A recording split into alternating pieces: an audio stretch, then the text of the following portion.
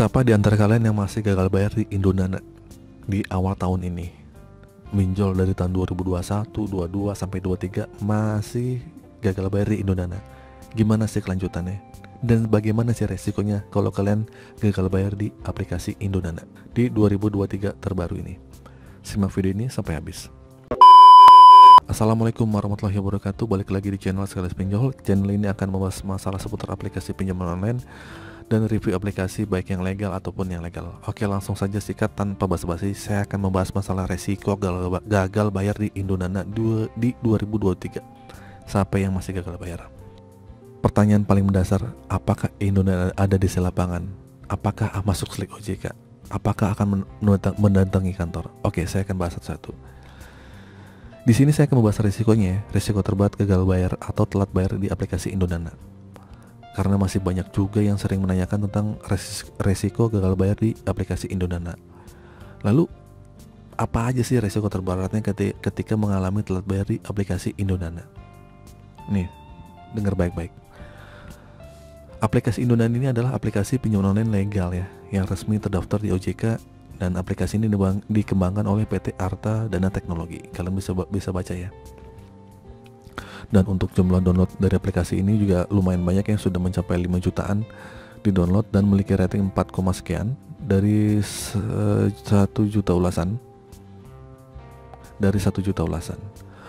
Untuk Indonana tersendiri itu tersedia dari paylater dan juga pinjaman tunai. Nah, kalian itu pinjam yang mana?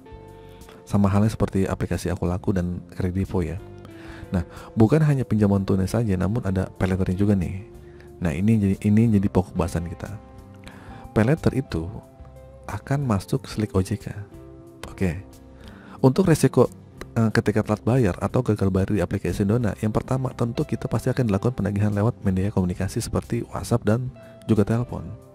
Nah, untuk penagihan lain dari aplikasi Indonana ini terbilang cukup rajin ya, dan terus menerus untuk menghubungi dengan nomor yang berbeda-beda setiap harinya. Pokoknya kalau kalian kuat-kuatin aja deh. Nah, terkadang bikin nasabah down karena ancaman-ancaman dari Indonana, dari IDC-nya Indonana yang menagih, dan juga tidak segan-segan untuk mereka menghubungi kontak-kontak lain yang ada di ponsel nasabah itu. Ibarat kata ini di luar kondar lah. Loh, kok keluar kondar? Iya, Anda juga yang seperti ini. Jadi nggak heran ya kalau misalnya dari aplikasi Indonana ini biasanya akan rajin mengirimi pesan melalui WA, menebar ancaman, menakut-nakuti nasabah yang telat bayar. Tapi kalian jangan panik, karena semua ini hanya ancaman. Tujuannya untuk menakut-nakuti kalian, yang nasabah bayar agar duit kalian yang sudah dipinjam itu balik, agar segera melunasi hutang-hutangnya. Namun untuk kalian nggak perlu khawatir, karena aplikasi Indonana ini sudah diawasi oleh OJK. Jadi denda keterlambatan dipastikan akan berhenti di 100%. Oke? Nah, dari total pokok pinjaman dan tidak akan terus membengkak seperti aplikasi pinjaman yang ilegal ya. Oke, apakah aplikasi Indonana ini masuk slik OJK? Yang saya tadi sebutkan masuk untuk yang paylater. Yang pinjaman gimana bang? Sama aja masuk. Karena si Indonana ini akan melaporkan slik OJK-nya ketika kalian gagal bayar.